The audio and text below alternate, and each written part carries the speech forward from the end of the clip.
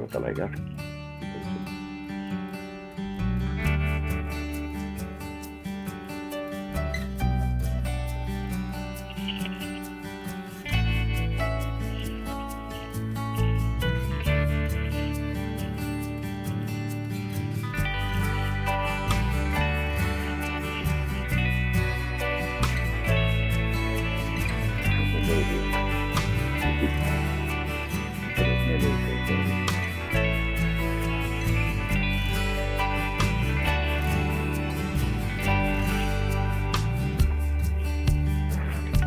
Hello,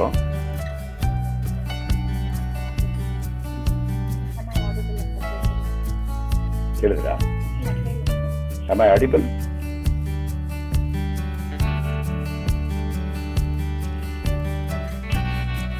hello, ಕೇಳಿಸ್ತಾ ಇಲ್ಲ ಏನು?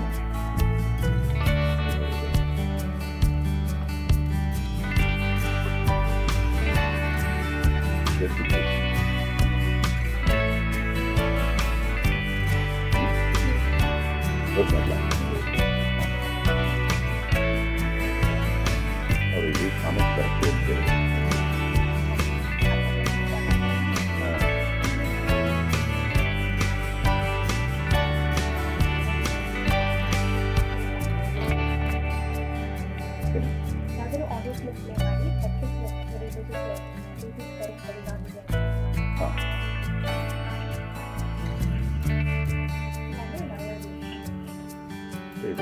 ಚೆನ್ನಾಗಿ ಬರುತ್ತೆ. ಅದು ಅದೇ ಮಾಡಿದ್ದೀನಿ ನಾನು, ಜೂಮ್ ಮೀಟಿಂಗ್ ಮಾಡಿದ್ದೀನಿ.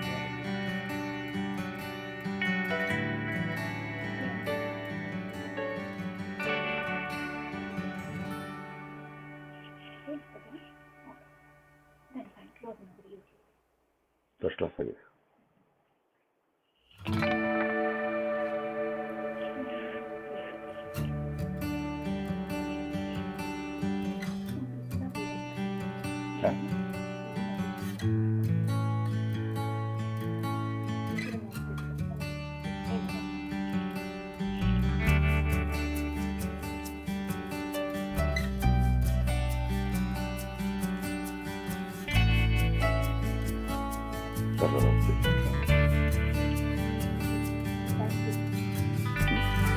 ಇಲ್ಲ ಪರವಾಗಿಲ್ಲ, ಮಾಡಲಾ? ವೇಟ್ ಮಾಡಲಾ? ಇಲ್ಲ ಇಲ್ಲ,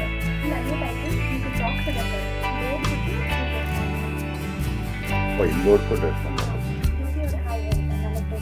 ರಿಪ್ಲೈ ಅಂತ ಕೊಡ್ತಾರೆ.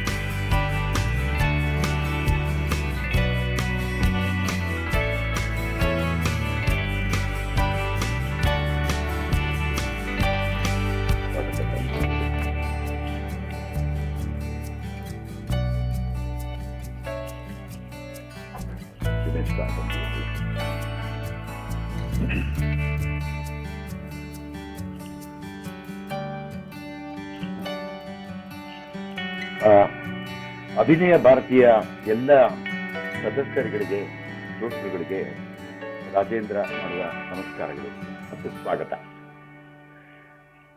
ಮೊಟ್ಟ ಮೊದಲಿಗೆ ಅರವಿಂದ್ ಕುಲಕರ್ಣಿ ಅವರಿಗೂ, ಜ್ಯೋತಿ ಅವರಿಗೂ, ಹಾಗೂ ನನ್ನ ಹತ್ತಿರದ ಸಂಬಂಧಿ ಮತ್ತು ಒಳ್ಳೆಯ ಸ್ನೇಹಿತೆಯಾದಂಥ ಅರ್ಪಿತಾ ಹುದ್ದಾರ್ ಅವರಿಗೂ ನನ್ನ ಅನಂತ ಧನ್ಯವಾದಗಳು. ಈ ಥರ ಒಂದು ಒಳ್ಳೆಯ ಪ್ಲಾಟ್ಫಾರ್ಮ್, ಒಂದು ವೇದಿಕೆಯನ್ನು ನನಗೆ ಕಲ್ಪಿಸಿಕೊಟ್ಟಿದ್ದಕ್ಕಾಗಿ ನಾನು ಚಿರಋಣಿ.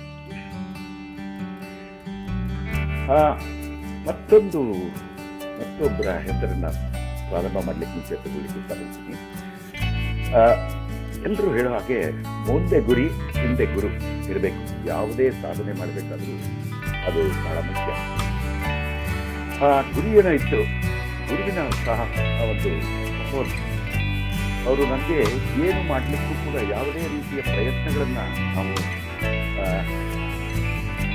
ಇಂಪ್ಲಿಮೆಂಟ್ ಮಾಡಲಿಕ್ಕೆ ಸಹಾಯಕವಾಗಿ ಪೂರಕವಾಗಿ ಸಪೋರ್ಟ್ ಮಾಡಬೇಕು. ಶ್ರೀ ರಮಣ ಮಹರ್ಷಿ ಅಂಧರ ಪರಿಷತ್ತಿನ ಸಂಸ್ಥಾಪಕರು ಹಾಗೂ ಪ್ರಾಂಶುಪಾಲರು ಹಾಗೂ ಪ್ರೆಸಿಡೆಂಟರಾಗಿರ್ತಕ್ಕಂಥ ಟಿ ವಿ ಶ್ರೀನಿವಾಸನ್ ಅವರಿಗೆ ಇನ್ನೂ ಮತ್ತೆ ನಾನು ನಮಸ್ಕಾರಗಳನ್ನು ತರಿಸ್ತಾ ಇದ್ದೀನಿ, ಚಿರಋಣಿಯಾಗಿರಲಿಕ್ಕೆ ಬಯಸ್ತೀನಿ. ಯಾಕಂದರೆ ಅವರ ಸಪೋರ್ಟ್ ಇಲ್ಲದೇನೆ ಈ ಮುಂದೆ ನಾನು ವಿವರಿಸ್ತಕ್ಕಂಥ ಎಲ್ಲ ಕಾರ್ಯಗಳು ನಡೀಲಿಕ್ಕಾಗ್ತೀನಿ. ಸಮಾಜದಲ್ಲಿ ನಮಗೆಲ್ಲರಿಗೂ ಗೊತ್ತಿರೋ ಹಾಗೆ ಸಾವಿರಾರು ವರ್ಷಗಳಿಂದ ರಾಮಾಯಣದಲ್ಲೂ ಕೂಡ ಲವಕುಶರು ಸಂಗೀತ ನೃತ್ಯ ರೂಪಕವನ್ನು ಅಳವಡಿಸಿಕೊಂಡು ಹಳ್ಳಿಗೆ ಹೋಗಿ ರಾಮಾಯಣವನ್ನು ಪ್ರಕಟಿಸಿದರು. ಹಾಗೆಯೇ ಪುರಂದರರು, ಶಾಸ್ತ್ರೀಯರಾದಂಥ ಪುರಂದರರು, ಬಸವಣ್ಣನವರು ಇವರೆಲ್ಲರೂ ಕೂಡ ಅವರ ಸೋಷಿಯಲ್ ರಿಫಾರ್ಮ್ಸ್ ಅಂತದ್ದು. ಅವರು ಸಮಾಜದ ಅಂಕುಡೊಂಕುಗಳನ್ನು ಅಲ್ಲಲ್ಲಿ ಪ್ರತಿಪಾದಿಸ್ತಾ ಅಲ್ಲಲ್ಲಿ ಜನಗಳಿಗೆ ಮನದಟ್ಟುವಾಗುವಂತೆ ಸಂಗೀತ ರೂಪಕದಲ್ಲಿ, ನೃತ್ಯ ರೂಪಕಗಳಲ್ಲಿ, ಕವನಗಳ ರೂಪಕದಲ್ಲಿ, ಮುಖಾಭೋಗಗಳ ರೂಪಕದಲ್ಲಿ ಇಕ್ಕಲಾರೆ ಕೈ ಗೆಂಜಲು ಇಕ್ಕಲಾರೆ ಕೈ ಗೆಂಜಲು ಅಂದಾಗ ಇಕ್ಕಲಾರದ ಕೈ ಗೆಂಜಲು ಅಂತ ಪುರಂದರದಾಸರು ಕೊನೆಗೊಂಡಿತು. ಅಂದರೆ ಯಾರಿಗೆ ಕೊಡುವ ಮನಸ್ಸಿರಲ್ವೋ ಆ ಕೈ ಎಂಜಲು ಅಂತ ಹೇಳಿದ್ರು. ಡೊಂಕು ಬಾಲದ ನಾಯಕರೇ ನೀವೇನು ಊಟವ ಮಾಡಿದಿರಿ ಅಂತ ಹೇಳಿದ್ರು. ನಿಂದ ಕರಿರಬೇಕಿರಬೇಕು ಕೇರಿಗೊಂದು ಹಂದಿ ಇದ್ರೆ ಹಾಗೆ ನಿಂದ ಕರಿರಬೇಕಿರಬೇಕು ಅಂತ ನಿಂದಕರನ್ನೂ ಕೂಡ ಹಾಡಿ ಹೊಗಳದಂತ ಮಹಾತ್ಮರು. ಬಸವಣ್ಣನವ್ರನ್ನ ತಗೊಳ್ತಾ ಬಂದ್ರೆ ಮಾಡಿ ಕೆಟ್ಟರು ಮನವಿಲ್ಲದೆ ಮಾಡಿ ಕೆಟ್ಟರು ಮನವಿಲ್ಲದೆ ನೀಡಿ ಕೆಟ್ಟರು ನಿಜವಿಲ್ಲದೆ ಮಾಡಿ ಕೆಟ್ಟರು ಮನವಿಲ್ಲದೆ ಜನ ಕಠಿಣದೆ ತೊಂದರೆ ನಿಂತು ಮನ ಕಠಿಣದೆ ತುಂಬುದೇ ಎಂತ ಮಾತುಗಳನ್ನ ಮಾಡಿ ಅವರು ಸಮಾಜದ ಅನುಭವಗಳನ್ನು ತಿನ್ನಲಿಕ್ಕೆ ಬಹಳ ಪೂರಕವಾಗಿದ್ದರು.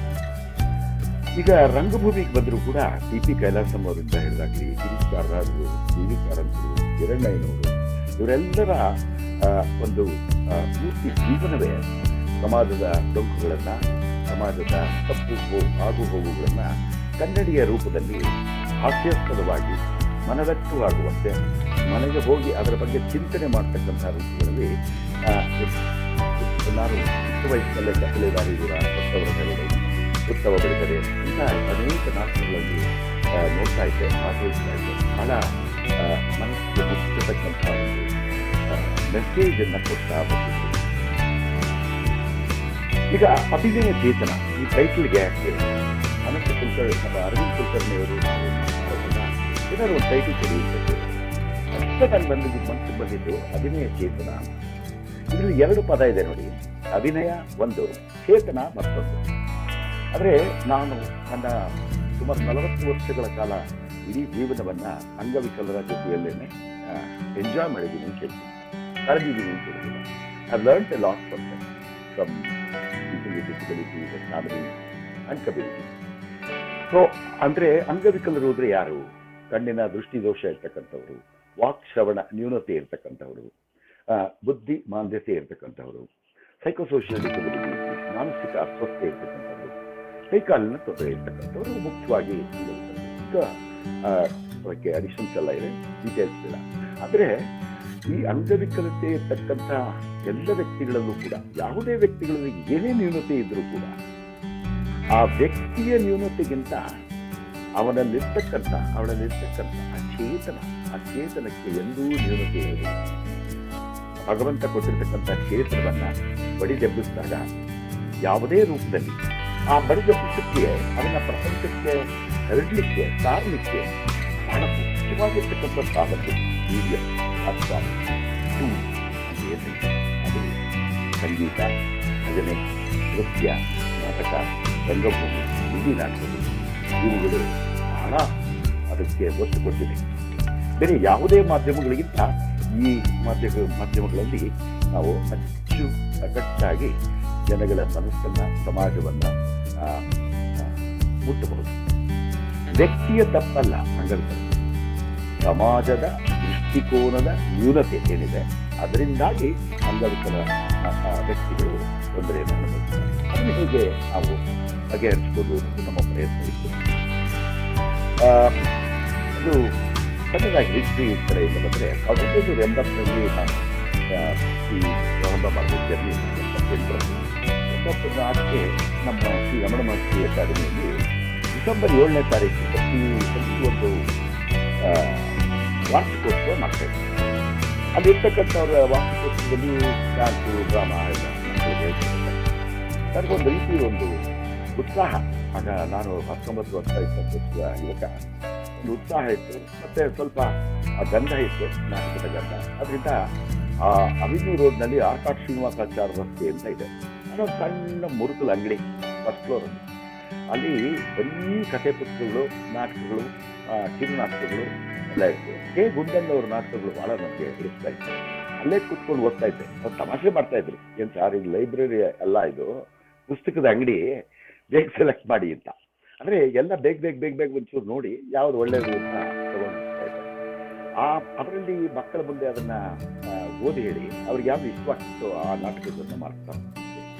ವರ್ಷಕ್ಕೆ 1-2 ಆ ರೀತಿ ಮಾಡುವಾಗ ಬಹಳ ಪ್ರಸಿದ್ಧಿಯಾಗಿರ್ತಕ್ಕಂಥ ನಾಟಕಗಳು ಮಾಡಿದ್ದು ನಾವು ಅಂತಂದರೆ ಸಂಗೊಳ್ಳಿ ರಾಯಣ್ಣ, ಕಿತ್ತೂರು ರಾಣಿ ಚೆನ್ನಮ್ಮ, ಕುದುರೆ ಮೊಟ್ಟೆ, ಆಮೇಲೆ ಶ್ರೀಕೃಷ್ಣ ತುಲಾಭಾರ, ಮತ್ತು ಕೃಷ್ಣಗಾರುಡಿ, ಇಂಗ್ಲಿಷ್ ನಾಟಕಗಳು ಕೂಡ, ಶೇಕ್ಸ್ಪಿಯರ್ ನಾಟಕಗಳಲ್ಲಿ ಮ್ಯಾಕ್ಬೆತ್, ಒಥೆಲೋ, ಜೂಲಿಯಸ್ ಸೀಸರ್ ಇವುಗಳನ್ನೆಲ್ಲ, ಆಮೇಲೆ ಸಾಮ್ರಾಟ ಅಶೋಕ, ಈ ನಾಟಕಗಳನ್ನ ಅಂದ ಯಂಗ್ ಮಕ್ಕಳು, ಅವರು ಮಕ್ಕಳು ಅನ್ನೋಕ್ಕಿಂತ ಯುವಕರು ಅಂತ ಹೇಳಿ ಒಂದು 10ರಿಂದ 16 ವರ್ಷದ ವಯಸ್ಸಿನ ಹೆಣ್ಣು ಮಕ್ಕಳು ಹೇಳ್ಕೊಟ್ಟು ನಾವು ಈ ನಾಟಕಗಳನ್ನ ವರ್ಷಕ್ಕೊಂದು 2 ಮಾತಾಡೋದು.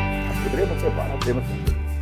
ಹಾಗಾಗಿ ಸುಮಾರು ಶೋಗಳು ಕೂಡ ಮಾಡಿದ್ವಿ. ಒಂದು 50ಕ್ಕೂ ಹೆಚ್ಚು ಶೋನ ನಾವು ಅದನ್ನು ಮಾಡ್ತಾ ಹೋಗ್ತೀವಿ. ಅದರಿಂದ ಏನಾಯ್ತು ಅಂದರೆ ಅವರಲ್ಲಿರ್ತಕ್ಕಂಥ ಉತ್ಸಾಹ ಬೆಳೀತು. ಅಂಧತ್ವ ಇದ್ದವರಿಗೆ ಈ ಮಾತಿನ ಶಕ್ತಿ ಬಹಳ ಚೆನ್ನಾಗಿತ್ತು.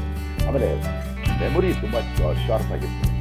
ಈ ಎರಡನ್ನ ಉಪಯೋಗಿಸ್ಕೊಂಡಾಗ ಡೈಲಾಗ್ ಯಾವತ್ತೂ ಮಿಸ್ ಮಾಡ್ತಾ ಇರಲಿಲ್ಲ. ನಾನು ಹಿಂದೆ ನಿಂತ್ಕೊಂಡು ಏನು ಹೇಳ್ಕೊಡ್ಬೇಕಾಗಿತ್ತು, ಒಂದ್ಸಲಿ ಅವರಿಗೆ ಅಭ್ಯಾಸ ಪಟ್ಟರೆ ಮುಗಿತು. ಅದನ್ನ ಕರಗತ ಮಾಡಿಕೊಂಡು ಬಹಳ ಅತ್ಯುತ್ತಮವಾಗಿ ಮಾಡ್ತಾರೆ. ಆ್ಯಕ್ಟಿಂಗು, ಮೂವ್ಮೆಂಟು, ಫೈಟ್ ಸೀನ್ಗಳಂತೂ ಒಂದು 4 ಗಂಟೆಗಳ ಕಾಲ ಪ್ರಯತ್ನ ಮಾಡಬೇಕಾಗಿತ್ತು. ಸಣ್ಣ ಪುಟ್ಟ ಆಕ್ಸಿಡೆಂಟ್ ಆಗ್ತಿತ್ತು. ಅಂದರೆ ಎಂಜಾಯ್ಡ್. ಸೊ ಇದು ಪ್ರೇಕ್ಷಕರ ಮನಸ್ಸಿನಲ್ಲಿ ನೋಡೋರು ಕಣ್ಣೆ ಕಾಣುವುದಿಲ್ಲ, ಎಷ್ಟು ಚೆನ್ನಾಗಿ ಕಾಣ್ತಾರೆ, ಎಷ್ಟು ಜನ ಡೈಲಾಗ್ ಹೇಳಿತ್ತು, ಅವರ ಆ್ಯಕ್ಟಿಂಗ್ ನೋಡಿ ಹೇಗಿತ್ತು, ಈ ಥರ ಒಂದು ಪುಸ್ತಕಗಳು ಅವ್ರನ್ನ ಹೆಚ್ಚು ಉತ್ತೇಜನ ಕೊಡಲಿಕ್ಕೆ ಅನುಕೂಲಕಾರಿಯಾಗಿದೆ. 1980ರಲ್ಲಿ ಇದು ಪ್ರಾರಂಭ ಆಯಿತು. 86ರಲ್ಲಿ ನಮಗೊಂದು ಅವಕಾಶ UK-ಯಲ್ಲಿ ಬರ್ಮಿಂಗ್ಹ್ಯಾಮ್ನಿಂದ ಯುವಕರು ಭಾರತೀಯರಾಗಿ ಅಲ್ಲೇ ಹುಟ್ಟಿ ಬೆಳೆದು ಭಾರತವನ್ನು ನೋಡಿರಲಿಲ್ಲ ಅವರು ಇಲ್ಲಿಗೆ ಬರೋದು, ನಾವು ಅಲ್ಲಿಗೆ ಹೋಗೋದು. ಆಗ ಈ ಎಲ್ಲ ಒಂದು 8 ಜನ ಮಕ್ಕಳು. ಆಗ ರುಕ್ಮಿಣಿ ಅರುಂಡೇಲ್ ಅವರ ಡ್ಯಾನ್ಸ್ ಟ್ರೂಪ್ನಿಂದ ಇಲ್ಲೇ ಒಬ್ಬರು ಬಂದು ಗುರುಗಳು ಹೇಳ್ಕೊಟ್ರು. ಭಾಳ ಚೆನ್ನಾಗಿ ಹೇಳ್ಕೊಟ್ಟಿದ್ರು. ಆ ಸಣ್ಣ ಪುಟ್ಟ ಡ್ಯಾನ್ಸು, ಆ ಡ್ಯಾನ್ಸ್ನಲ್ಲಿ ಒಂದಷ್ಟು ಕೋಲಾಟ ಮತ್ತು ಬಾಂಗ್ಡ ಹೀಗೆ ಮಿಕ್ಸನ್ನು ಮಾಡಿಕೊಂಡು ಯೂಶುವಲಿ ಇಂಪೇರ್ಡ್ ಡ್ಯಾನ್ಸ್ ಮಾಡಬಲ್ಲರು. ಸುಮಾರು ಶೋಗಳು UK-ನಲ್ಲಿ ಸಾರಿ ಮಾಡಿದ್ದಾರೆ. ಅದರಲ್ಲೂ ಬಹಳ ಹೆಸರು ಬಂತು. ಮಕ್ಕಳಿಗೆ, ಶಾಲೆಗೆ ಮತ್ತು ವೈಯಕ್ತಿಕವಾಗಿ ಅವಕಾಶ. ಆ ಉತ್ತೇಜನ ನಮ್ಗೇನು ಮಾಡ್ತು, ಸುಮಾರು 98ರಲ್ಲಿ ಅವರು ಅವರ ಹೆಸರಿಗೆ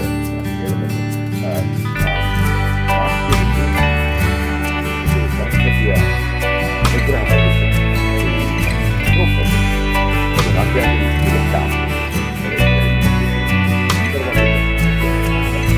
ಅವರು ಕೂಡ ಅದ್ರ ಬಂದು ನಾನು ನನಗೆ ಬೇಡ ಅನ್ನೋಕ್ಕೆ ಇಷ್ಟ ಇಲ್ಲ. ಅವ್ರಿಗೆ ಉತ್ತರ ಕೊಡೋಕ್ಕೆ ಯೋಚನೆ ಸಾಧ್ಯವಿಲ್ಲ. ಆರೋಗ್ಯವಾಗಿ ಬರ್ತದೆ ಅಂತ ಹೇಳ್ತೀವಿ. ಯಾಕಾಗ್ಬಾರ್ದು? ಎಲ್ಲ ಪ್ರಯತ್ನಗಳು ಮಾಡಬೇಕು, ನೀವು ಪ್ರಯತ್ನ ಮಾಡ್ಕೊಳ್ಳೋದು ಆಗ್ಲಿಲ್ಲ ಅಂದ್ರೆ ಪರವಾಗಿಲ್ಲ, ಬೇರೆ ಥರ ಹೋಗ್ತಾ ಬನ್ನಿ.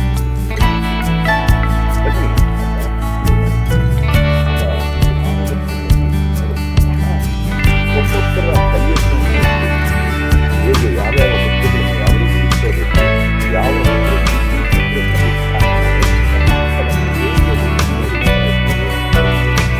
ಅವರ ದೇಹಕ್ಕೆ ಅದು ಸಂಪೂರ್ಣ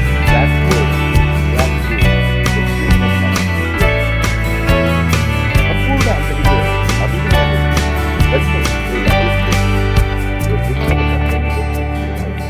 ಹಾಸ್ಯ ಆದಾಗ ಗಲ್ಲದ ಗಂಡಗಳ ಮೇಲ್ಗಡೆ ಹೋಗುತ್ತಿದ್ದೆ ಇವುಗಳನ್ನು ತಾವೇ ಮಾಡಿ ಅವರು ಆ ಮುಕ್ತಿ ಪುಸ್ತಕವನ್ನು ಮುಕ್ತಿ ಅದರಲ್ಲಿ ಈಗ ನ್ಯಾಷನಲ್ ಅವಾರ್ಡ್ ಹುಸೇಗೌಡ ಅವ್ರಿಗಾಗಲೇ ಟೈಟಲ್ ಮಯೂರ, ಯಾಕೆ ಮಯೂರ ಅಂತ ಕಾಲಿಲ್ಲದೆ ನೃತ್ಯ ಮಾಡುವವರು ಮಯೂರಿ, ಕಣ್ಣಿಲ್ಲದೆ ನೃತ್ಯ ಮಯೂರ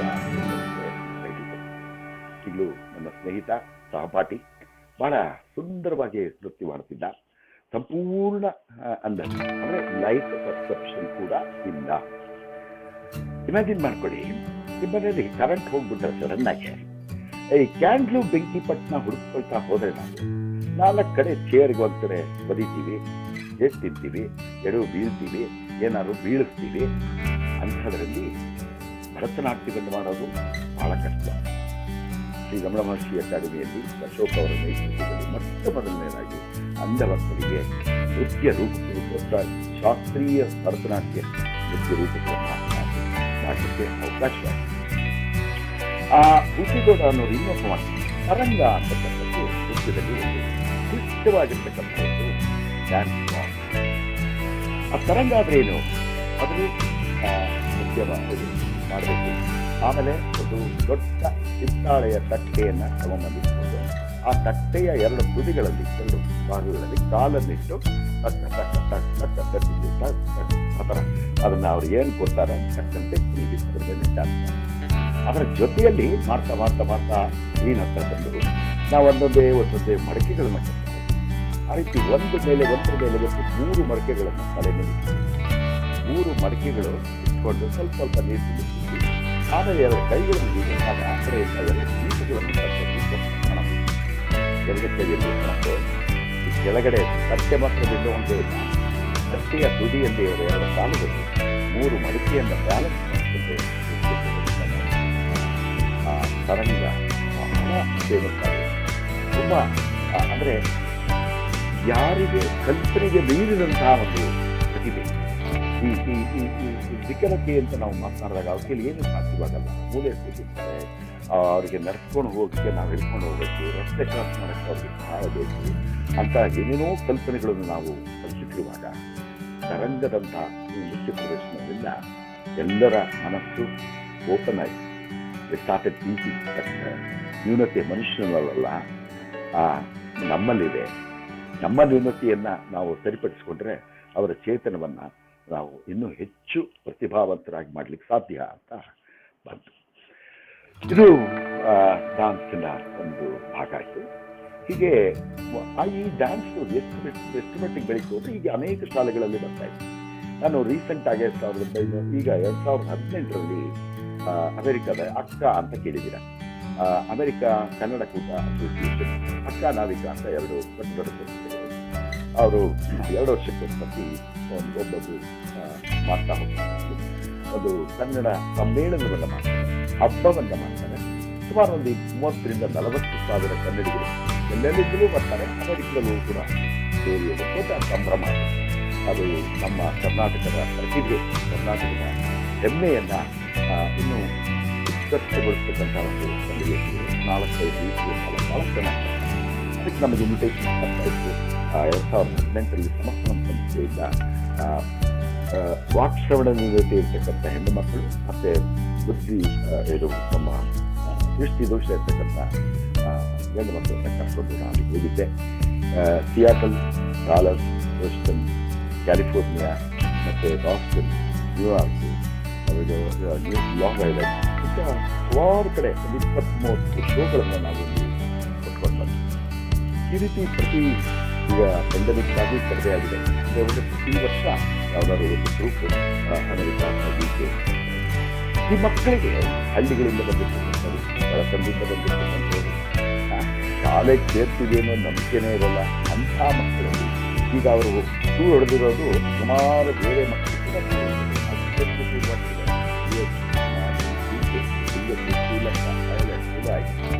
ಈ ರೀತಿ ಅವ್ರು ಮುಗ್ದೇ ಇರೋದು ಆಸ್ಟ್ರೇಲಿಯಾ ಜಾಗಗಳೇ ಇಲ್ಲ. ಎಲ್ಲ ಕಡೆಯಿಂದ ಅವ್ರನ್ನ ಕರೆಸಿ ಒಂದು ನೃತ್ಯ ಪ್ರದರ್ಶನವನ್ನು ಪ್ರಶಂಸೆಗೊಳಿಸ್ತಾ ಇದ್ದಾರೆ ನಮ್ಮ ಕನ್ನಡಿಗರು ಮತ್ತು ಬೇರೆ ನಾಗರಿಕರು ಕೂಡ. ಇದು ಒಂದು ಪ್ಲಾಟ್ಫಾರ್ಮ್ ಅಂತ ಹೇಳ್ತೀವಿ ನಾವು. ಒಂದು ಸಣ್ಣ ಯೋಚನೆಯನ್ನ ಮಾಡ್ತಾ ಹೋಗಿ what ever the mind can leave and conceive, mind can achieve ಅಂತ ನಾನು ಆಂಡ್ರೂ ಕಾರ್ನೆಗಿ ಸ್ಟೇಟ್ಮೆಂಟ್ನ ಭಾಳ ದೀರ್ಘವಾಗಿ ಯೋಚನೆ ಮಾಡ್ತೀನಿ. ಯಾವುದೇ ಒಂದು ಸಣ್ಣದನ್ನು ಮನನ ಮಾಡಿಕೊಂಡು ಅದನ್ನು ಕಾರ್ಯರೂಪಕ್ಕೆ ಸಣ್ಣದಾಗಿ ತರ್ತಾ ಹೋದರೆ ಕರ್ಮಣ್ಯೇವ ಅಧಿಕಾರಸ್ಥೆ ಮಾ ಫಲೇಶು ಕದಾಚನ ಅಂತ ಕೃಷ್ಣ ಹೇಳಿದಾಗೆ ಅದರ ಫಲಾಫಲಗಳು ನಿನಗೆ ಬಿಟ್ಟಿದ್ದಪ್ಪ, ಕರ್ತವ್ಯ ಮಾಡ್ತಕ್ಕಂಥದ್ದು ನನ್ನ ಕೆಲಸ ಅಂತ ಮಾಡ್ತಾ ಹೋಗ್ತಾ ಇದ್ದಾರೆ. ಆ ಫಲದ ಒಂದು ಸೈಜ್, ಅದು ಮ್ಯಾಗ್ನಿಟ್ಯೂಡ್ ಹೇಳಲಿಕ್ಕೆ ಸಾಧ್ಯವಾಗಲ್ಲ. ಇನ್ನು ಕಮ್ಯುನಿಟಿ ಬೇಸ್ಡ್ ರಿಹ್ಯಾಬಿಲಿಟೇಷನ್ CBR ಅಂತ ಕರಿತೀವಿ. ನಮ್ಮ ಪುನಶ್ಚೇತನ ಕಾರ್ಯಕ್ರಮಗಳಲ್ಲಿ ಅಂಗವಿಕಲತೆಯ ಪುನಶ್ಚೇತನಗಳಲ್ಲಿ ಒಂದು ಹೊಸ ವಿಧಾನ 1980ರಲ್ಲಿ ಆಗಿತ್ತು. ಅದರಲ್ಲಿ 1990ರಲ್ಲಿ ನಾವು ಕನಕಪುರದ ಸುಮಾರು 170-80 ಹಳ್ಳಿಗಳನ್ನು ಆಯ್ಕೊಂಡು ಆ ಹಳ್ಳಿಗಳಲ್ಲಿ ಕೆಲಸ ಮಾಡಲಿಕ್ಕೆ ಹಳ್ಳಿಗಳಲ್ಲಿ ಏನು ಕೆಲಸ ಆಗ್ತಾರೆ, ಈ ಸಂಸ್ಥೆಗಳಲ್ಲಿ ಅಂಗವಿಕಲರು ಬಂದು ಸೇರಿಕೊಂಡು ಊಟ ತಿಂಡಿ ವ್ಯವಸ್ಥೆ ಇರುತ್ತೆ, ಅಲ್ಲೇ ವಿದ್ಯಾಭ್ಯಾಸ ತರಬೇತಿ ಮಾಡ್ತಾರೆ. ಈ ರಿವರ್ಸ್ ಇನ್ಸ್ಟಿಟ್ಯೂಷನ್ ರಿವರ್ಸ್ ಮಾಡೋದು. Institution will go to the doorstep of disable people. ಅವರವರ ಮನೆಗಳಿಗೆ ಹೋಗಿ, ಅವರವರ ಹಳ್ಳಿಗಳಿಗೆ ಹೋಗಿ, ಆ ಹಳ್ಳಿಯಲ್ಲೇ ಅವರಿಗೆ ಪುನಶ್ಚೇತನ ಕಾರ್ಯಕ್ರಮಗಳನ್ನ ರೂಪಿಸ್ಕೊಡ್ತಾರೆ. ಹೀಗೆ ಮಾಡ್ತಾ ಇರ್ಬೇಕಾದ್ರೆ ಸುಮಾರು ಕಾಲಿನ ತೊಂದರೆ ಇರ್ತಕ್ಕಂಥದ್ದು, ಕಣ್ಣಿನ ತೊಂದರೆ ಇರ್ತದೆ. ಒಂದ್ಸರಿ ಆಯ್ತಪ್ಪ ಅಂತಂದ್ರೆ ಒಂದು ಕಷ್ಟಪಟ್ಟು ತಂದೆ ತಾಯಿನೆಲ್ಲ ಹೋಗ್ತೀವಿ. ಈ ಓದಿಯೋ ಇರ್ತಕ್ಕಂಥವ್ರಿಗೆ ಕಾಂಟ್ರಾಕ್ಟ್ ಹಿಡ್ಕೊಬಿಟ್ರದಲ್ಲ ಅಲ್ಲಿ ಬಿಡಿಸ್ಬೇಕಿದೆ. ಬಿಡಿಸಕ್ಕೆ ಸರ್ಜರಿ ಮಾಡ್ತಾರೆ, ಕರೆಕ್ಟಿವ್ ಸರ್ಜರಿ.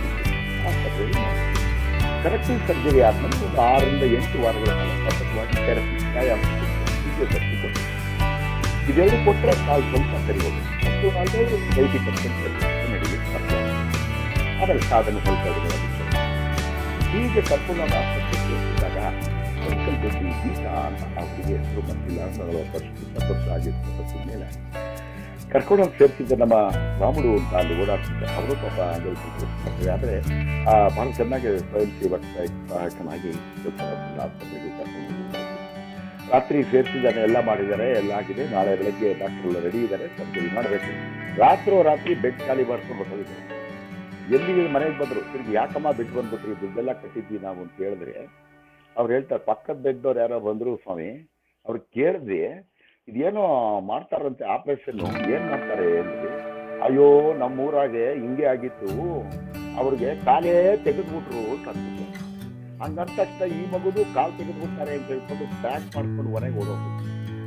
ಆದರೆ ನೀವು ಮಾಡಿದಷ್ಟು ನೋಡಿ, ಕುಂಬಾರಂಗೊಂದು ವರ್ಷ, ದೊಣ್ಣೆಗೊಂದು ನಿಮಿಷ ಅಂತ ಯಾರೋ ಪಕ್ಕದ ಬೆಡ್ಡವ್ರು ಬಂದು ಅವ್ರಿಗೆ ಡಯಾಬಿಟಿಕ್ ಬಂದಿರ್ಬೋದು, ಪಾಪ ಗ್ಯಾಂಗ್ರೀನ್ ಆಗಿರ್ಬೋದು, ಕಾಲು ತೆಗೆದಿರ್ಬೋದು. ಅವರಿಗೆ ಈ ವಿದ್ಯೆಯ ಮಟ್ಟ ಕಮ್ಮಿ ಇರೋದ್ರಿಂದ ಏನಾಗ್ತದೆ, ಅವ್ರು ಹೇಳಿದ್ದನ್ನು ನಂಬಿಕೊಂಡು ನಮ್ಮ ಮಾತು ಶ್ರಮ ಒಂದೇ ಸತ್ಯ. ಈ ಸಮಸ್ಯೆ ನಾವು ಶನಿವಾರ ಮೀಟಿಂಗ್ ಏನು ಮಾಡ್ತೀವಿ? ಎಲ್ಲ ಕಡೆ ಈಗ ಸರ್ ಯಾರೂ ಬರೋದಿಲ್ಲ ಅಂತಾರೆ, ಥೆರಪಿ ಬೇಡ ಅಂತಾರೆ, ಔಷಧಿ ಕೊಡಿ ಅಂತಾರೆ, ಮೆಡಿಸಿನ್ ಕೊಡಿ ಅಂತಾರೆ. ಇದು ಮೆಡಿಸಿನ್ ಎಲ್ಲ ವಾಸಿ ಆಗೋದಿಲ್ಲ, ಅದೇ ಮಾಡ್ತಾರೆ.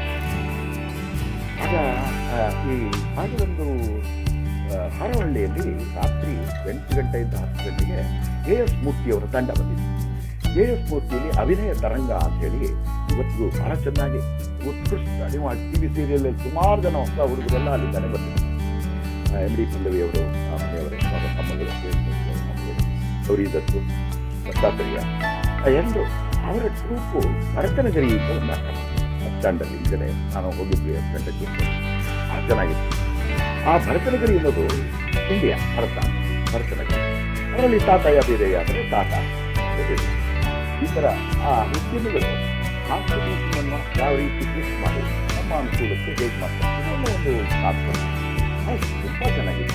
ಅಂದರೆ ಹಳ್ಳಿಯರ ಮನಸ್ಸಿಗೆ ಈ ಒಂಥರ ಎಟಕದಂತಹ ಒಂದು ಇದನ್ನು ವಿಷಯಗಳನ್ನ ಸುಂದರ ಕಾಮಿಕ್ ರೂಪದಲ್ಲಿ ನಾಟಕದ ರೂಪದಲ್ಲಿ ಬಿಟ್ಟಿರ್ತಕ್ಕಂಥ ಪ್ರಯತ್ನ ಅಂತ ತುಂಬ ಮಾಡಿದ್ದಾರೆ. ಏಡ್ಸ್ ಬಗ್ಗೆ ಎತ್ತರ ಅಂತ ಮಾಡಿದ್ದಾರೆ, ಆಮೇಲೆ ಹೆಣ್ಣು ಮಕ್ಕಳ ಬಗ್ಗೆ ತುಂಬ ಮಾಡಿದ್ದಾರೆ. ಈ ರೀತಿ ನಾಟಕಗಳಿತ್ತು. ಆ ನೋಡಿದ್ಮೇಲೆ ಅವ್ರನ್ನ ಆಗಲೇ ಅಣ್ಣ ನಾವು ಅಣ್ಣ ಅಂತ ಹೇಳ್ತಾ ಇದ್ವಿ ಎಸ್ ಮುಖ್ಯ ಅವ್ರಿಗೂ ನಮ್ಮ ಹತ್ರ ಇರೋರು ಸಾಷ್ಟಾಂಗ ನಮಸ್ಕಾರಗಳು. ಅವ್ರು ಹೇಳಿದ ತಕ್ಷಣ ಬರ್ತೀನಿ ಕಣಪ್ಪ ಎಲ್ಲಿಗೆ ಅಂದರು, ಗೊತ್ತಂದ್ರ ಅಂತ ಅಲ್ಲಿ ಹಳ್ಳಿ ಅದು, ಅಲ್ಲೇ ನಮ್ಮದು ಎಲ್ಲ ಸೆಟಪ್ ಇದ್ದಿದ್ದು, ಊಟ ತಿಂಡಿ ವ್ಯವಸ್ಥೆ ಎಲ್ಲ ಇರುತ್ತೆ. ಅಲ್ಲೇ ಬಂದರು, ಒಂದು ವಾರ ಜಾಂಡ ಅಲ್ಲೇ, ಒಂದು ವಾರ ಅಷ್ಟೂ ಜನ ಬಂದು ಎಲ್ಲ ತರಬೇತಿ. ಅವಾಗ ಹೆಣ್ಣು ಮಕ್ಕಳು ನಾವು ಬರೋಲ್ಲ ಸರ್, ನಮ್ದು ಇದೇ ಊರು, ನಮ್ಮ ಅಪ್ಪ ಅವರು ಅಮ್ಮ ಅವರೆಲ್ಲ ಬೈತಾರೆ, ನಾವು ನಾಟಕ ಗೀಟಕ ಬೀದಿಗೆಲ್ಲ ಮಾಡಿಬಿಟ್ರೆ ನಮಗೆ ಗಂಡು ಕೊಡೋದು ಅಂತಾರೆ, ಮದುವೆ ಮಾಡ್ಕೊಳ್ಳೋದು, ಈ ರೀತಿ ಸಮಸ್ಯೆಗಳು ಬರೋದು. ನಡೆ ಮಾಡಿ ಮನೆಗೆ ಹೋಗ್ತೀನಿ, ನಿಮ್ಮ ಅಪ್ಪ ಅಮ್ಮನ ಕೇಳ್ತೀನಿ, 2 ನಾಟಕ ಮಾಡು, ಹೀರೋಯಿನ್ ಆಗ್ಬಿಡ್ತೀಯ ನೀನು, ಹೀರೋಗಳಾಗ್ಬಿಡ್ತೀರಾ, ಆಗ ಹುಡುಕೊಂಬಂದು ಕೊಡ್ತಾರೆ ನಿಮಗೆ ಅಂತ ರಾಷ್ಟ್ರಪತಿಗಳಾಗಿ ಅವ್ರನ್ನ ಮತ್ತೆ ಶುರು ಮಾಡಿ ಕೈ ಬಿಡಿಸೋದು. ತುಂಬ ಜನಕ್ಕೆ ಸ್ಟೇಜ್ ಫಿಯರ್ ಇರುತ್ತೆ, ಮಾತಾಡೋಕ್ಕಾಗಲ್ಲ, ವಾಯ್ಸೇ ಹೊರಗೆ ಬರಲ್ಲ, ಅಂಥದ್ದೆಲ್ಲ ಎಕ್ಸಸೈಸಸ್ ಕೊಟ್ಟು ತುಂಬ ತಯಾರು ಮಾಡಬೇಕು, ಶ್ರಮಪಟ್ಟು ಕೆಲಸ ಮಾಡಬೇಕು. ಈ ಕಥೆ ಇಲ್ಲ, ನಾಟಕ ಏನು ಮಾಡಬೇಕು ರಾಜೇಂದ್ರ ಅವರೇ ಬನ್ನಿ ಅಂತ ನೀವು ಇವರೆಲ್ಲ ಗೊತ್ತಿದೆ ಅಲ್ವಾ, ನಿಮ್ಮ ಸಮಸ್ಯೆಗಳು ಅದಕ್ಕೆ ನಾಟಕ ಮಾಡಬೇಕು ಅನ್ನಲ್ಲ, ನೀವು ಸಮಸ್ಯೆ ಹೇಳಿ ಅಂತ ಕಡೆಯಿಂದ ಶುರು ಮಾಡಿ ನೀವು ಹೇಳ್ತಾ ಹೋಗಿ ನಾನು ಡೈಲಾಗ್ ಬರೀತಾ ಹೋಗ್ತೀನಿ. ಸಿನಿಮಾ ಪೇಪರ್ ನೋಡಿ ಅವರಿಗೆ ಎಷ್ಟು ಅವ್ರ ಶಕ್ತಿ ಹೇಗಿತ್ತು, ಯಾವ್ಯಾವ ಸಮಸ್ಯೆಗಳನ್ನ ಹೇಳ್ತಾ ಹೋದ್ರು ತಕ್ಕಂತೆ ಒಂದು ಡೈಲಾಗ್ಗಳು ಹಾಕ್ತಾ ಹೋದ್ರು, ಪಾತ್ರಗಳನ್ನ ವಿಮರ್ಶೆ ಮಾಡ್ತಾ ಹೋದ್ರು, ಅದಕ್ಕೆ ಸಂಗೀತ ನೃತ್ಯ ಸೇರಿಸಿದ್ರು. ಒಂದು ಒಳ್ಳೆ 1 ಗಂಟೆಯ ಡ್ರಾಮಾ, ವೆರಿ ಇಂಟ್ರೆಸ್ಟಿಂಗ್ ಮೊದಲನೇ. ಆಮೇಲೆ ಮೇಕಪ್, ಇದಕ್ಕೆಲ್ಲ ನೀವು ಹೊರಗಡೆಯಿಂದ ಮೇಕಪ್ ತಗೋಕ್ಕಾಗಲ್ಲ, ಬರೀ ಇವತ್ತು ಕೂಡ ಮೇಕಪ್ ನಾಳೆ ಕೂಡ ಹಾಗಾಗಿ ಮೇಕಪ್ ಆಫೀಸ್, ಬರೀ ಮೇಕಪ್ ಅಲ್ಲ, ಮೈಕ್ ಆಫೀಸ್ ಅವರೇ ಸ್ವಂತ ನಟರು ಕೂಡ ಅವರೇ ಸ್ವತಃ ಬಂದು ಅಲ್ಲಿದ್ದು ಮೇಕಪ್ ಮಾಡೋದನ್ನ ನಾವೇ ಮೇಕಪ್ ಮಾಡ್ಕೊಳ್ಳೋದು, ನಮಗೆ ಚೇಂಜ್ ಮಾಡ್ಕೊಳ್ಳೋದು, 2 ಸೆಕೆಂಡಲ್ಲಿ ಚೇಂಜ್ ಮಾಡ್ಕೊಂಡು ಈ ತರಬೇತಿ. ಇದರಲ್ಲಿ ಅಂಗವಿಕಲರು ನಮ್ಮ ತರಬೇತಿ ಜೊತೆಲಿ ತಿಳಿಸಿ ಅಜ್ಜಿಯ ಕನಸು ಅಂತ ಮೊದಲನೇ ನಾಟಕ ಮಾಡ್ತೀವಿ. ಈ ಅಜ್ಜಿ ಕನಸು ಅದರಲ್ಲಿ ಇವಾಗ ಏನಿಲ್ಲ, ಈ ಥೆರಪಿ ಬಗ್ಗೆನೆ, ಈ ಕರಿಕಲ್ ದೊಡ್ಡ ಗೀತಲ್ ಕಥೆ ಅಂತಾನೆ. ಈಗ ಆಸ್ಪತ್ರೆಯಿಂದ ಬಂದ್ಬಿಟ್ರೆ ಹೇಗೆ, ಅವರಿಗೆ ಥೆರಪಿ ಅಂದರೆ ಏನು, ಥೆರಪಿಯಿಂದ ಏನು ಅನುಕೂಲಗಳಾಗ್ತದೆ, ಆ ಮಗು ಹೇಗೆ ಆಮೇಲೆ ಶಾಲೆಗೆ ಸೇರಿಸುತ್ತೆ, ಆಮೇಲೆ ದೊಡ್ಡದಾಗುತ್ತೆ, ಮನೆಯವರೆಲ್ಲರೂ ಬೇಡ ಅಂದರೂ ಒಂದು ಅಜ್ಜಿ ಆ ಮಗುಗೆ ಸಪೋರ್ಟ್ ಮಾಡ್ತಾ ಹೋಗ್ತಾಳೆ. ಸಪೋರ್ಟ್ ಮಾಡಿ ಇದೆಲ್ಲ ಪ್ರೋಸೆಸ್ಸನ್ನು ಕಂಪ್ಲೀಟ್ ಆದಮೇಲೆ ಅವಳಿಗೊಂದು ಒಳ್ಳೆ ಕೆಲಸ ಸಿಕ್ಕಿ ಕೊನೆಗೆ ಯಾರೂ ಆ ಅಜ್ಜಿ ನೋಡ್ಕೊಳ್ಳದೆ ಇದ್ದಾಗ ಆ ಮಗು ನೋಡ್ಕೊಳ್ತಾರೆ, ಕೊನೆಗೆ ತಕ್ಕ ಸಾಕ್ಕೊಡುತ್ತೆ. ಅದು ಒಂದು ಕೊನೆ ಒಳ್ಳೆ ಎಂಡಿಂಗು ಕೊಡ್ತಕ್ಕಂಥ ಸ್ಟೋರಿ ಆಗಿತ್ತು. ಹಳ್ಳಿಗಳಲ್ಲಿ ಅದನ್ನು ನಾವು ಬೀದಿ ನಾಟಕಗಳ ರೂಪಗಳಲ್ಲಿ ಆಡ್ತಾ ನಮ್ಮ ಸಮಸ್ಯೆಗಳು ತಾನಾಗಿ ಕರಗೋಯ್ತು, ಹಿಮದ ಗೆಡ್ಡೆ ಕರಗೋದಂಗೆ ಕರಗೋಯ್ತು. ಸರ್ ಇವಾಗ ಏನಿಲ್ಲ ಸರ್, ನಾವೇ ಬರ್ತೀವಿ ಅಂತ ಆಗ ಬೇರೆ ಬೇರೆ ಸಮಸ್ಯೆಗಳನ್ನ ಹೇಗೆ ನೋಡೋಣ. ಆ ಅಭಿನಯ ತರಂಗದಲ್ಲಿ ಇರ್ತಕ್ಕಂಥದ್ದು ಪ್ರಾರ್ಥನೆ ಮಾಡ್ತಾರೆ, ಬನ್ನಿ ಸ್ಟಾಫ್ ಆಗಿ ಅವ್ರು ಯಾರೂ ಇಲ್ಲ, ನಿಮಗೆಲ್ಲ ಗೊತ್ತಿರೋರು ತಿರುಪತಿ ದಿಲ್ಲಿಯಲ್ಲಿ ಇಂಥ ಸೀರಿಯಲ್ ನೋಡಿದಾಗ ತುಂಬ ಜನ ನೋಡಿರ್ತಾರೆ. ದಿಲ್ಲಿಯಲ್ಲಿ ಭಾಳ ಫೇಮಸ್ ಆಗಿದೆ. ಅಲ್ಲಿ ರಂಗನಾಥ ಅಂತ ಹೇಳ್ತಾರೆ. ದಿಲ್ಲಿಯಲ್ಲಿ ರಂಗನಾಥ ಅವರು ಶ್ರೀನಿವಾಸ್ ಅವರು ಅವ್ರಿಗೂ ಧನ್ಯವಾದಗಳು. ಅಲ್ಲಿಂದ ಅವರು ಬಂದು ನಮ್ಮ ಜೊತೆ ಸೇರಿಕೊಂಡು ಮಕ್ಕಳ ಜೊತೆಗೆ ಇದ್ದು ಈ ನಾಟಕಗಳನ್ನು, ಬೀದಿ ನಾಟಕಗಳನ್ನು ಬರೆದು ಹಣ ಅಂದರೆ ಸಪೋರ್ಟ್ ಕೊಡಿಸಿಕೊಂಡು ಎಲ್ರಿಗೂ ತಯಾರು ಮಾಡಿ ದೊಡ್ಡ ಒಂದು ನಾಟಕ ತಂಡವನ್ನೇ ಮಾಡಿಬಿಟ್ರು. ಸೌರಭ ಅಂತ ಸಮುದಾಯ ಆಧಾರಿತ ಸಂಸ್ಥೆ ಪ್ರಾಜೆಕ್ಟ್ ಬಹಳ ಫೇಮಸ್ ಆಯಿತು. ಮತ್ತೊಂದು ಸಮಸ್ಯೆ ಎಂದರೆ ಸಾರ್, ಈ ಅಂಗವಿಕಲರೆಲ್ಲರಿಗೂ ಪೆನ್ಷನ್ ಕೊಡ್ತಾ ಇದ್ದಾರೆ. ಈ ಪೆನ್ಷನ್ಗೆ ಡಿಸಬಿಲಿಟಿ ಸರ್ಟಿಫಿಕೇಟ್ ಬೇಕು. ಡಿಸಬಿಲಿಟಿ ಸರ್ಟಿಫಿಕೇಟ್ ಹಾಸ್ಪಿಟಲ್ ಆ ಸರ್ಟಿಫಿಕೇಟ್ ತಗೊಂಡ್ಬಂದ್ಮೇಲೆ ತಾಲೂಕು ಆಫೀಸಲ್ಲಿ ಓಡಾಡಬೇಕು. ಎಲ್ಲ ಆದ್ರೂ ಎಲ್ಲ ಕಡೆ ನಮ್ಮವರು ಏನಂತಾರೆ, ಸಾರ್ ಅಲ್ಲಿ ಹೋದ್ರಲ್ಲ ಅಂತ ಕೇಳ್ತಾರೆ. ನಿಮಗೆ ಅವರು ಪರ್ಸೆಂಟೇಜ್ ಡಿಸಬಿಲಿಟಿ ಅಂತ ಫಿಕ್ಸ್ ಮಾಡಬೇಕು. ನೋಡಿ ಒಂದು ಸಣ್ಣ ಸಮಸ್ಯೆ ಹೇಗಿತ್ತು. ಏನ್ ಮಾಡೋಣ ಅಂತ ಕೂತ್ಕೊಂಡು ಹೀಗೆ ಯೋಚನೆ ಮಾಡಿದಾಗ ಹೇಳ್ತೇನೆ ಕೇಳ ಅಂತೇಳಿ ಒಂದು ನಾಟಕ ಪ್ರಾರಂಭ ಮಾಡಿ. ಹೇಳ್ತೇನೆ ಕೇಳ ಅನ್ನೋದು ಏನಿಲ್ಲ, ಅದರಲ್ಲಿ ನಾನು ಭಾಗವಹಿಸಿದ್ದೆ, ಶ್ರೀನಿವಾಸ್ ಅವರು, ನಾವಿಬ್ರು ಯಮಕಿಂಕರರು.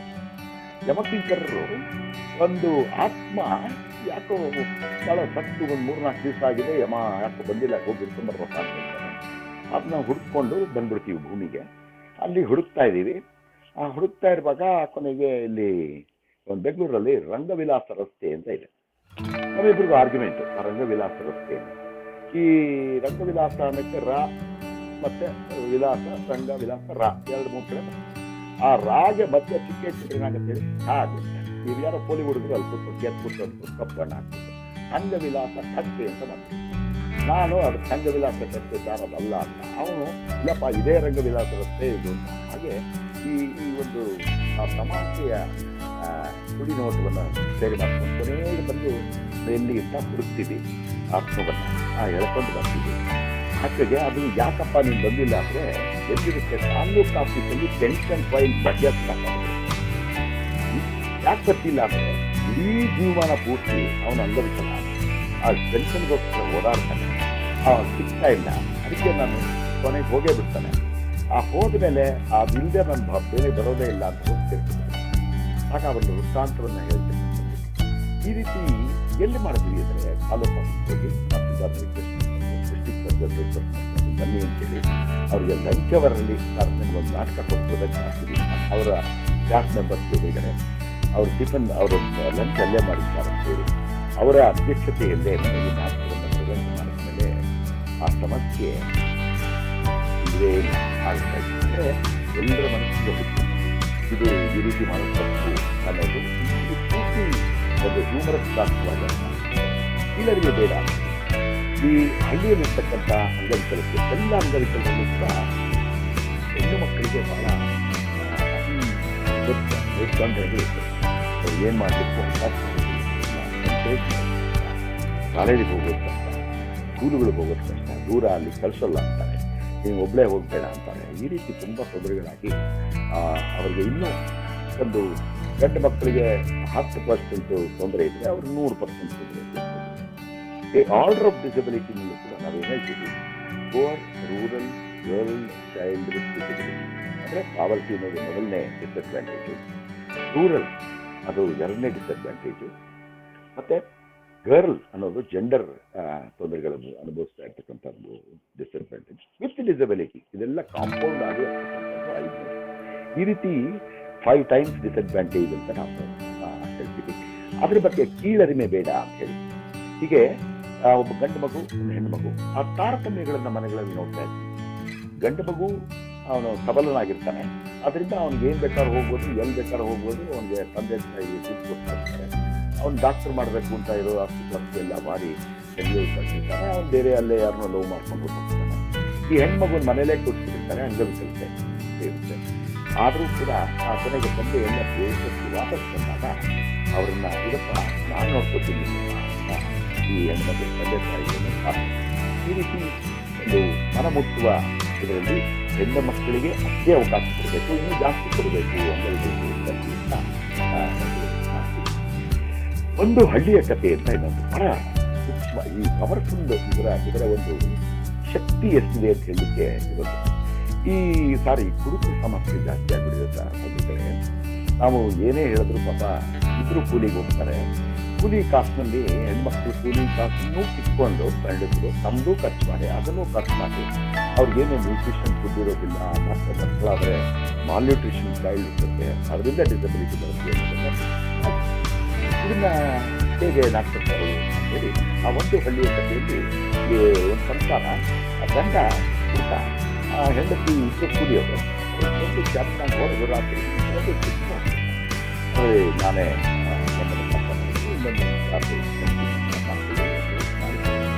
ಚೆನ್ನಾಗಿತ್ತು. ಹಳ್ಳಿಗಳು ಮಾಡಿ ಒಂದು ಹಳ್ಳಿ ಒಂದು ತುಂಬ ದೂರ ಇತ್ತು ಸಂಗಮದ ಹತ್ತ. ಅಲ್ಲಿ ಮಾಡಿದಾಗ ಸಾಯಂಕಾಲ 6:30 ಸುಮಾರು ಜನ ನಿಂತ್ಕೊಂಡು ನೋಡ್ತಾರೆ.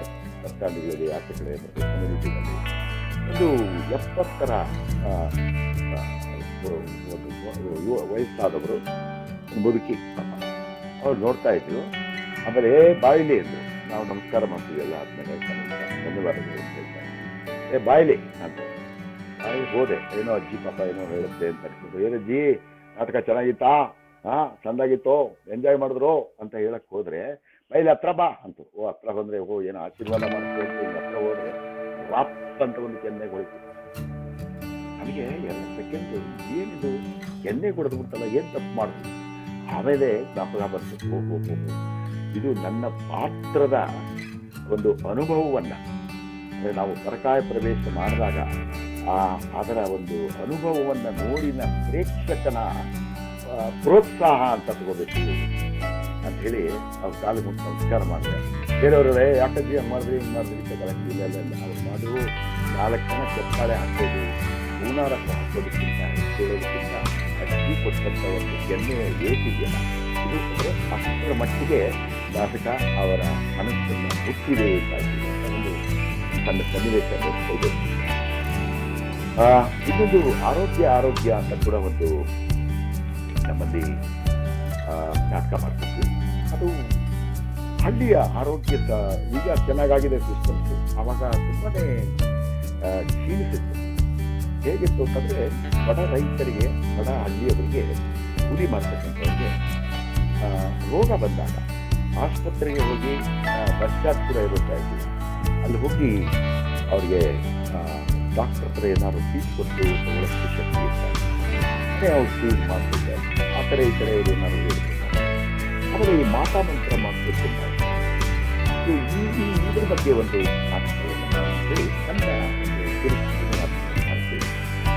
ಡಾಕ್ಟ್ರು ಮತ್ತೊಬ್ಬ ರೈತ ಕುತ್ಕೊಂಡು ಬರ್ತಾನೆ, ಮಗುನ ಎತ್ಕೊಂಡು 4 ದಿವಸ ಆಯ್ತು ಬಂದ್ಬಿಟ್ಟಿಲ್ಲ.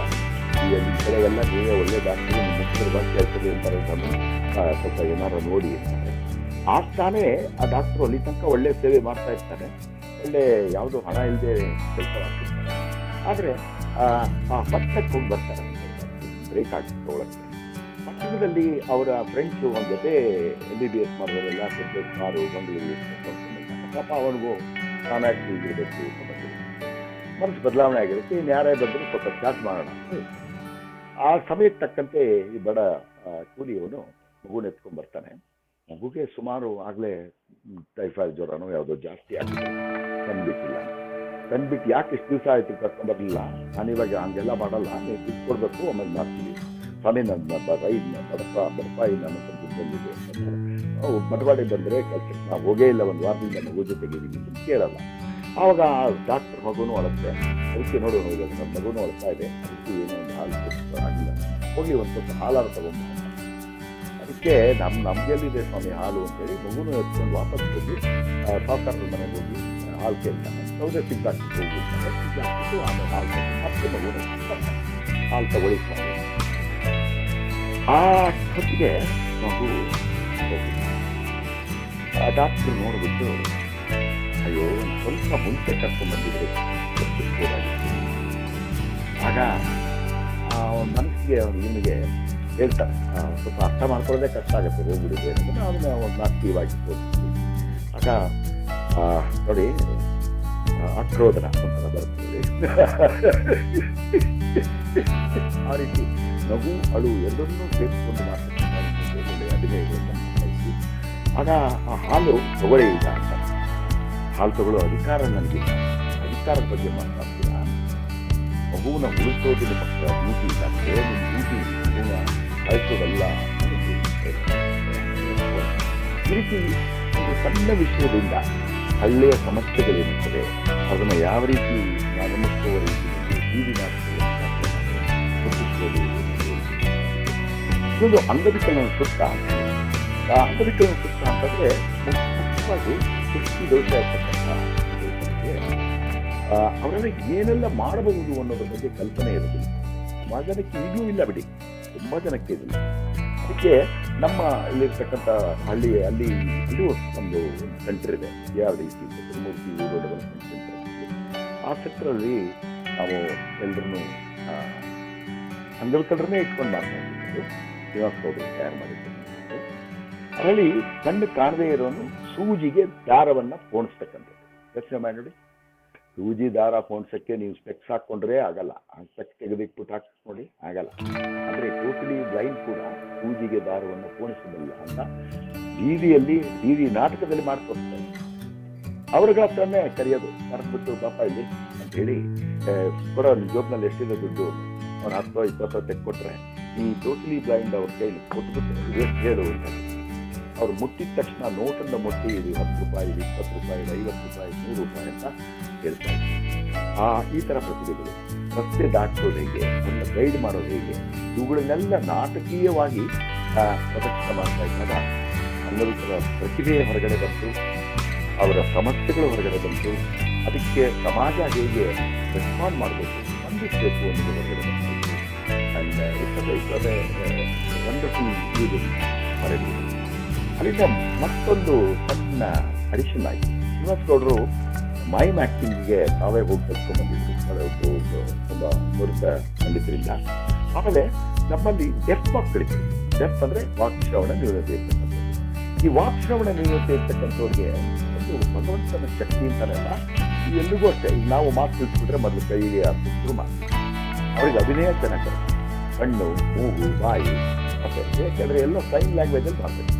ಕಾಫಿ ಇದೆಯಾ, ಊಟ ಇದೆಯಾ, ನಿದ್ದೆ ಇದೆಯಾ, ಬಸ್ಸು, ಸಸ್ಯ, ಟೈಮು, ಈ ಥರ ಇದೆ. ಹೀಗಾಕೋದ್ರಿಂದ ಈ ಮೂಕಾಭಿನಯದಿಂದ ನಾವು ಹೇಗೆ ನಾಟಕಗಳನ್ನು ಮಾಡ್ಬೋದು, ಅವರು ಸುಮಾರು ನಾಟಕಗಳನ್ನು ಡೆಫ್ ಮಕ್ಕಳನ್ನ ಉಪಯೋಗಿಸಿ ಬಹಳ ಸಂತೋಷ, ಬಹಳ ನಗು ಬರ್ತಕ್ಕಂಥ ಒಂದು 20 ನಿಮಿಷಗಳ ಕಾರ್ಯಕ್ರಮಗಳನ್ನು ಮಕ್ಕಳನ್ನು ತಯಾರು ಮಾಡ್ತಾರೆ. ಸೊ ಇದೆಲ್ಲ ನೋಡಿ ಅವರ ಪ್ರತಿಭೆಯನ್ನು ಹೆಚ್ಚಿಸಲಿಕ್ಕೆ ಅವಕಾಶ ಆಯಿತು. ಪ್ರಪಂಚಕ್ಕೆ, ಸಮಾಜಕ್ಕೆ ಅಂಗವಿಕಲತೆ ಅಂತಕ್ಕಂಥದ್ದು ಶಾಪವಲ್ಲ. ಅವರು ಅಂಗವಿಕಲರಲ್ಲ. ಅವರ ಮೇಲಿನ ಸಮಾಜದ ದೃಷ್ಟಿಯ ಅಂಗವಿಕಲತೆಯನ್ನು ಸರಿಪಡಿಸಲಿಕ್ಕೆ ಮತ್ತು ಅವರಿಗಿರ್ತಕ್ಕಂಥ ಸಾಮರ್ಥ್ಯವನ್ನು, ಚೇತನವನ್ನು, ಒಳಗಿನ ಚೇತನವನ್ನು ಅಭಿವೃದ್ಧಿಗೊಳಿಸಲಿಕ್ಕೆ ನಮ್ಮ ಕೈಲಿ ಆದಂಥ ಸಹಾಯ ನಾವು ಮಾಡಬೇಕು ಅಂತ ಹೇಳಲಿಕ್ಕೆ, ಸಾರಲಿಕ್ಕೆ ಈ ಇಷ್ಟು ಸಂಗೀತ, ನೃತ್ಯ, ನಾಟಕ, ಬೀದಿ ನಾಟಕಗಳು, ಮೈಮ್ ಇವುಗಳ ಬಳಕೆ ಬಹಳ ಬಹಳ ಸುಂದರವಾಗಿ ನಮ್ಮದೇ ಆದಂಥ ರೀತಿಯಲ್ಲಿ ನಾವು ಮಾಡಲಿಕ್ಕೆ ಅರ್ಥವಾಯಿತು. ಆಮೇಲೆ ಹೀಗೆ ಸುಮಾರು ಜನಗಳಿಗೆ ಇಂಟರ್ನ್ಯಾಷನಲ್ ಫೋರಮ್ಸ್ಗಳಲ್ಲಿ ಹೋದಾಗ ಕೇಳ್ತಾ ಇದ್ರು. ಅದರ ಬಗ್ಗೆ ನಾನು ಈ ಸಣ್ಣ ಸಣ್ಣ ಪ್ರೆಸೆಂಟೇಷನ್ಗಳು ಕೊಡ್ತಾ ಇದ್ದೆ.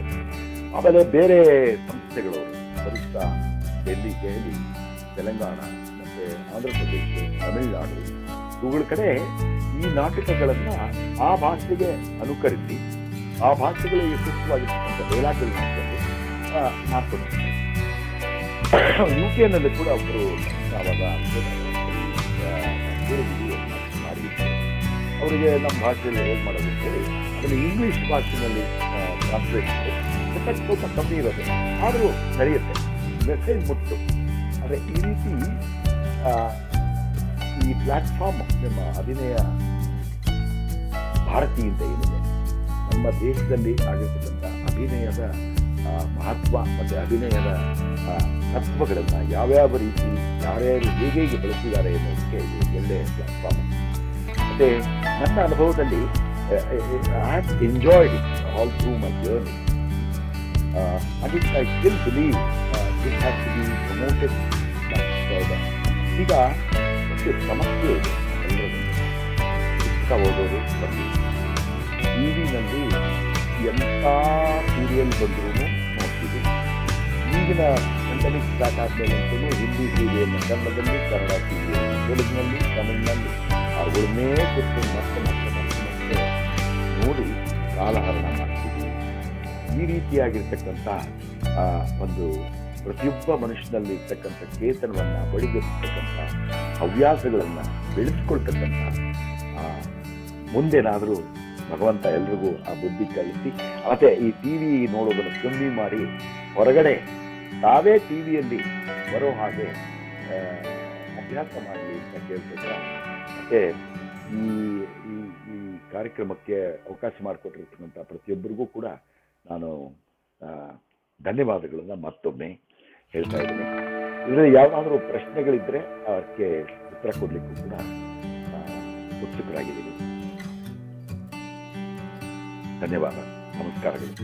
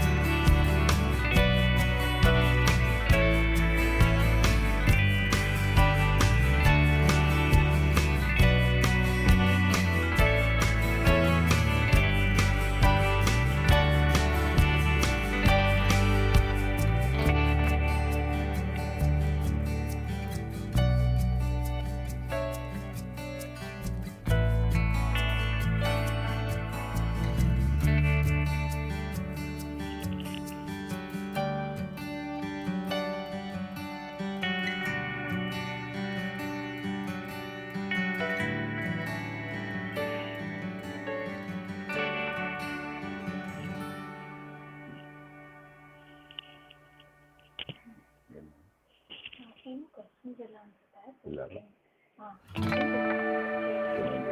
ಹೇಳಿದ್ದೀನಿ ಕೇಳಿದ್ದೀನಿ ಅವರು ವಾಪಸ್ ಬಂದಿಲ್ಲ